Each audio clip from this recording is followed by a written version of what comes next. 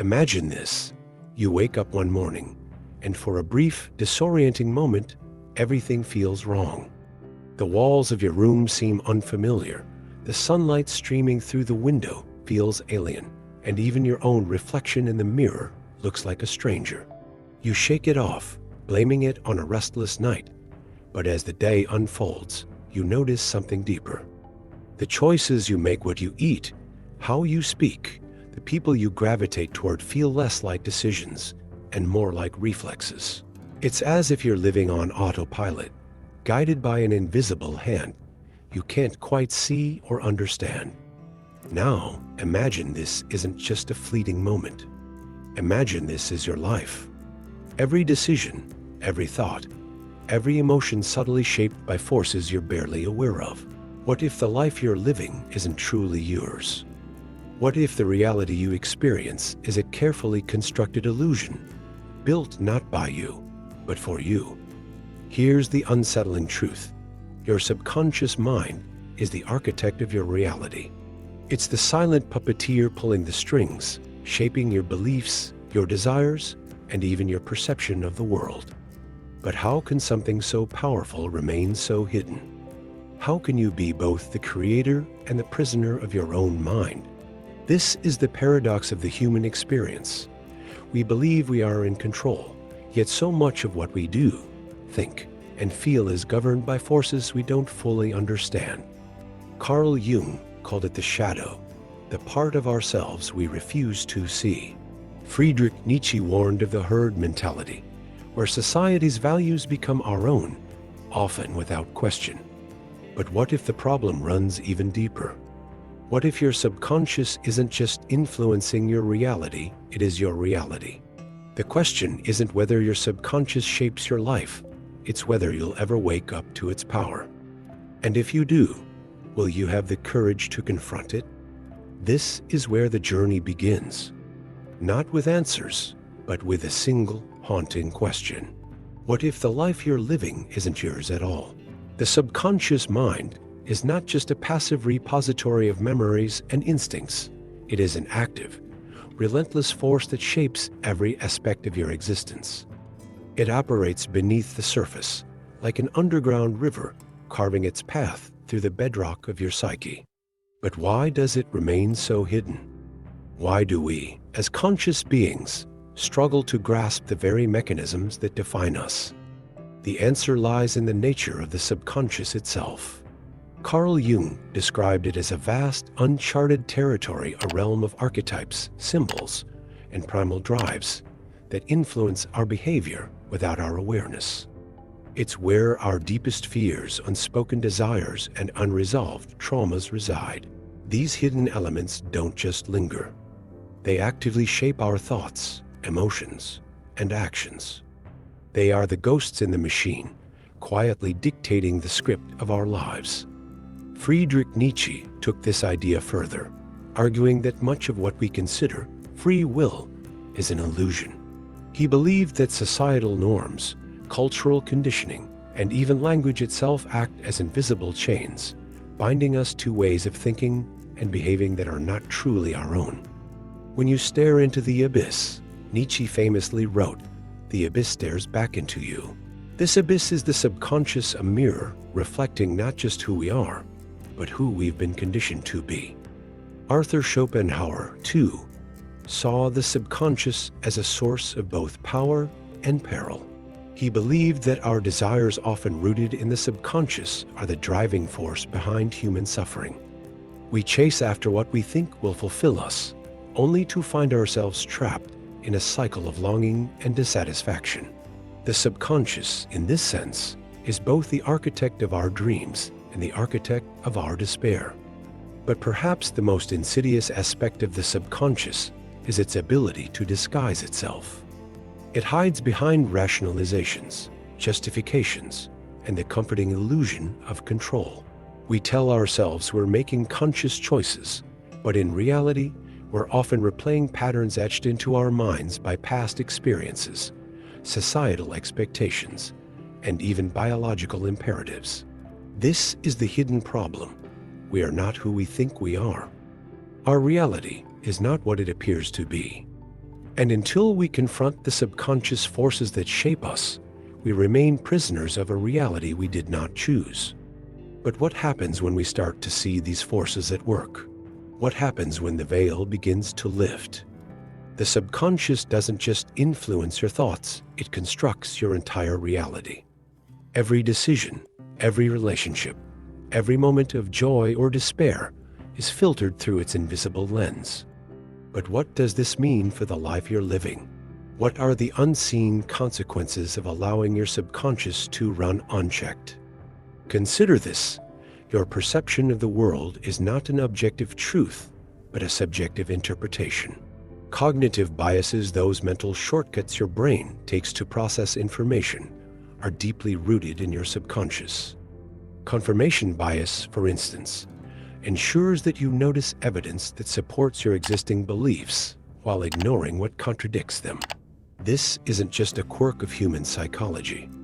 It's a mechanism that keeps you trapped in a self-reinforcing loop. Your subconscious, in its quest for efficiency and coherence, creates a reality that feels consistent, but is often deeply distorted. Neurologically, this process is even more profound. Your brain is a prediction machine, constantly anticipating what will happen next based on past experiences. These predictions, largely shaped by your subconscious, become your reality. If you've been hurt in the past, your subconscious may prime you to see threats where none exist. If you've been told you're not good enough, it may filter every success through a lens of self-doubt. The result? A life that feels less like an adventure and more like a rerun of the same old story. Culturally, the consequences are even more insidious. Society thrives on conformity, and your subconscious is its greatest ally. From the moment you're born, you're bombarded with messages about who you should be, what you should want, and how you should live. These messages seep into your subconscious, shaping your desires and aspirations without your conscious consent. You chase after status, wealth, and approval, not because you truly want them, but because your subconscious has been programmed to believe they matter. The tragedy is that this process is self-perpetuating. The more your subconscious shapes your reality, the more that reality reinforces your subconscious beliefs. It's a feedback loop that keeps you stuck, like a hamster on a wheel, running tirelessly, but going nowhere. And yet, there's a glimmer of hope. Because if your subconscious can shape your reality, it can also be reshaped. The question is, are you willing to confront the unseen forces that have been controlling you? Breaking free from the grip of your subconscious is not a passive act, it's a rebellion. It requires you to question everything you've been taught, to challenge the stories you've been telling yourself, and to confront the parts of yourself you've been avoiding. This is not a journey for the faint of heart, but for those willing to take the first step. The rewards are nothing short of liberation. The first step is awareness. You cannot change what you cannot see. Begin by observing your thoughts, emotions, and behaviors without judgment. Notice the patterns that repeat themselves, the fears that hold you back, the desires that drive you, the triggers that send you spiraling. These are the fingerprints of your subconscious, the clues that will lead you to its hidden depths. Next, challenge your assumptions.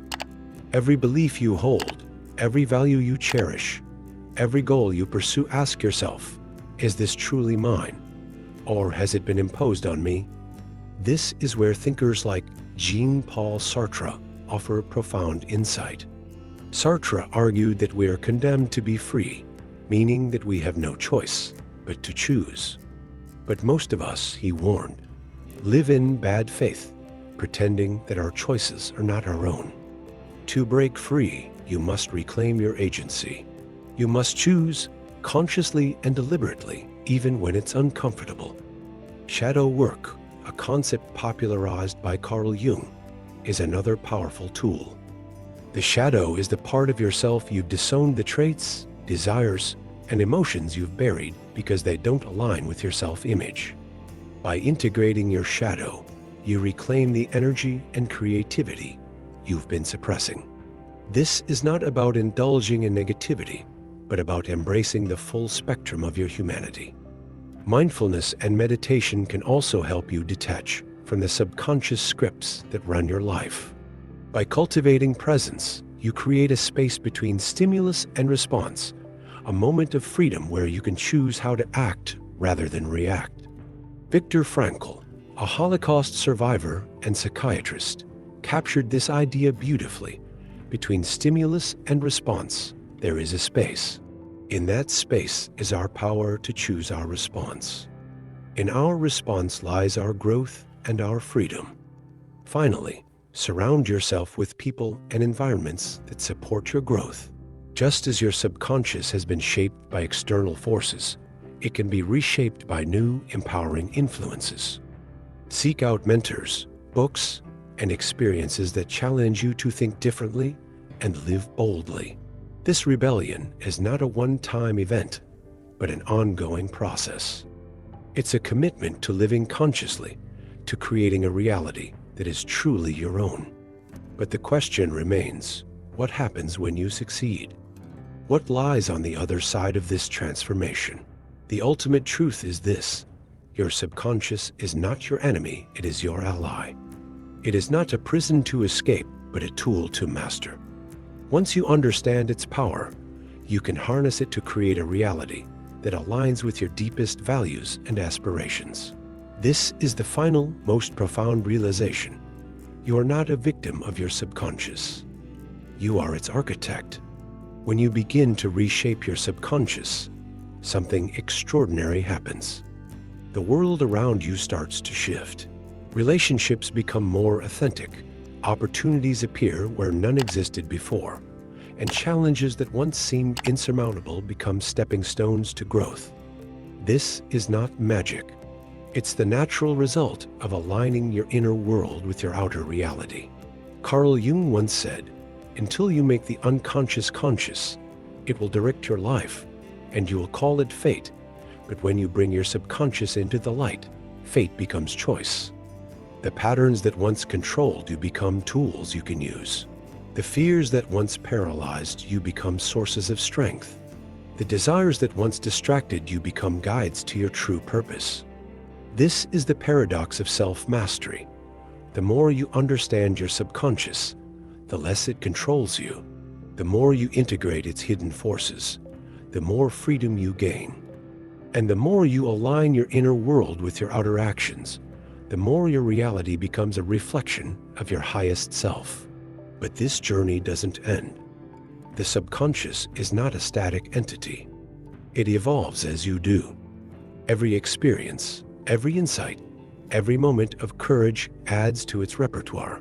The goal is not to eliminate its influence, but to collaborate with it, to create a life that is both deeply rooted and endlessly expansive.